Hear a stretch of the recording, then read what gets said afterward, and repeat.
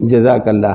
کہتا ہے مرد کے لیے، میں نے کہہ دیا مرد کے لیے چاندی کی انگوٹھی جائز ہے، البتہ یہ بڑی اہم بات اس نے کہہ دی، اللہ اس کو جزائے خیر عطا فرمائے۔ حدیث میں تفصیل ہے، لیکن حدیث کو حل کرنا، پڑھنا پڑھانا محدث کا کام ہوتا ہے، ہر آدمی کا نہیں۔ اسی لیے ہم کہتے ہیں، کوئی کہتا ہے میں فلاں کتاب پڑھتا ہوں، ہم کہتے ہیں خراب ہو جائے گا، چھوڑ دیں ان کاموں کو۔ علماء کے استاد سے سبق پڑھا جاتا ہے۔ اس کے علاوہ حدیث میں آتا ہے، ابتدا میں جب اللہ نے نہیں بتایا، نبی نے اپنے انگوٹھے میں انگوٹھی ڈالی تھی۔ کہاں؟ انگوٹھے میں انگوٹھی ڈالی، اسی لیے انگوٹھی بن گئی ہے ہماری اردو میں، لیکن بعد میں اللہ نے منع کر دیا۔ اور اسی طرح نگینہ اندر ہوتا ہے، جب نبی خط کے اوپر مور لگاتے، باہر کر کے ایسے مار دیتے تھے، مور لگ گئی ہے۔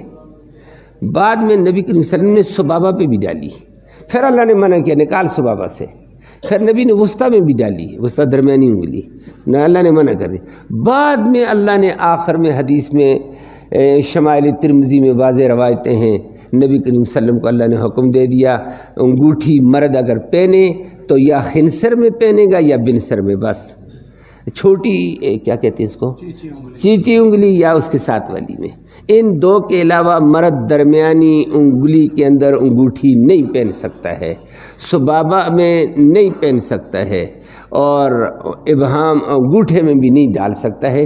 یہ دو انگلیوں کا جواز ہے اگر ڈالنا چاہتا ہے، باقی اس کی مرضی دائیں میں ڈالے یا بائیں میں، وہ اس کے اوپر ہے، جواز ہے، لیکن ان دو انگلیوں کے علاوہ انگوٹھی نہیں آ سکتی۔ اگر ایک انگوٹھی پہنے، چیچی میں پہنو یا ساتھ والی میں، بس اس کے علاوہ نہیں ہے۔